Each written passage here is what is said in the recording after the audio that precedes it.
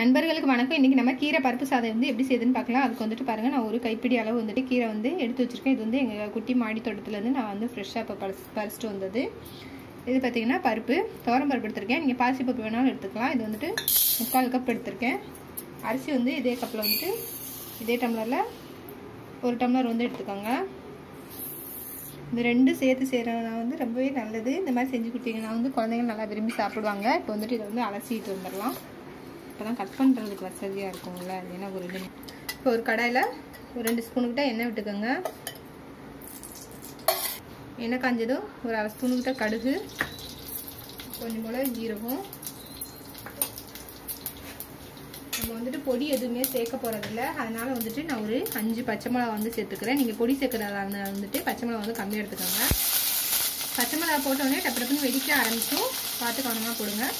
பூண்டு வந்துட்டு ஒரு 6 பல்லுக்கிட்ட. இது கூடயே பெரிய வெங்காயம் வந்துட்டு 3 வெங்காயம் இந்த மாதிரி நீட்டாக கட் பண்ணி வச்சுருக்கேன். இதை சேர்த்துக்கலாம். இப்போ இது கூட வந்து வெங்காயம் வதங்குறதுக்காக கொஞ்சம் போல் வந்துட்டு உப்பு சேர்த்துக்கலாம். ஒரு 2 நிமிஷம் நல்லா வதக்கிக்கோங்க. மீடியமாக வச்சு வதக்கலாம். அதனால் 2 நிமிஷம் வதக்கியாச்சு. இப்போ வந்துட்டு தக்காளி சேர்த்துக்கலாம். நான் வந்து 2 தக்காளி சேர்த்துக்கிறேன். ஏன்னா நம்ம புளி கரைசல் எதுவுமே சேர்க்க போகிறதில்ல. அதனால் வந்துட்டு நான் 2 தக்காளி சேர்த்துக்கிறேன். உங்களுக்கு அதிகமாக இருக்குதுச்சுன்னா ஒரு தக்காளி கூட சேர்த்துக்கலாம். இப்போ இதெல்லாம் சேர்த்து மறுபடியும் ஒரு 2 நிமிஷம் நல்லா வதக்கிக்கலாம். பாருங்கள், 2 நிமிஷம் ஆயிடுச்சு. நல்லா வந்து வதங்கிடுச்சு. நீங்கள் வந்துட்டு இன்னும் சீக்கிரம் வதங்கணும்னு நினச்சா மூடி வச்சு மீடியமாக வச்சு வதங்கினீங்கனாலுமே சீக்கிரமாக வதங்கிடும். இப்போ வந்துட்டு இது கூட வந்து கீரை சேர்த்துடலாம். கீரை சேர்த்து ஒரு நிமிஷம் இந்த மாதிரி மிக்ஸ் பண்ணி விட்டீங்கன்னா நல்லா வந்து கீரை வந்து இதாகிடும்.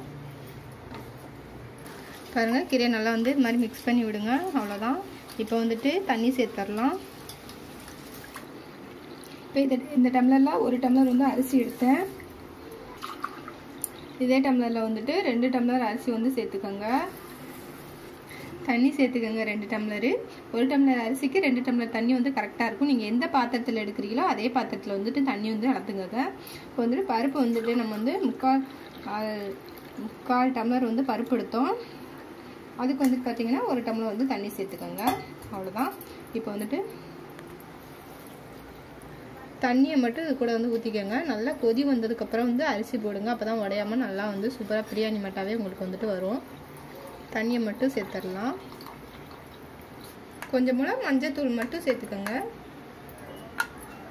இப்போ சாப்பாட்டுக்கு தேவையான உப்பு வந்து சேர்த்துடலாம். பார்த்து சேர்த்துக்கோங்க. நம்ம முன்னாடியே வந்துட்டு உப்பு சேர்த்துருக்கோம். இது வந்து வடிக்க போகிறதில்ல. அதனால் உப்பு பார்த்து சேர்த்துக்கோங்க.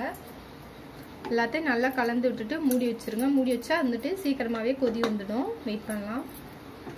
இப்போ வந்துட்டு அரிசியை வந்துட்டு போட்டுடலாம். நல்லா கொதி வந்துடுச்சு.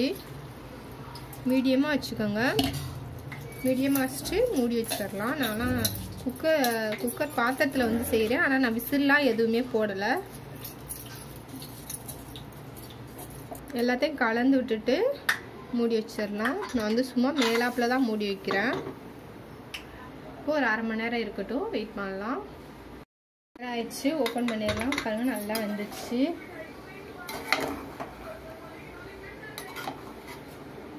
அவ்வளோதான், சூப்பராக ரெடி ஆயிடுச்சு.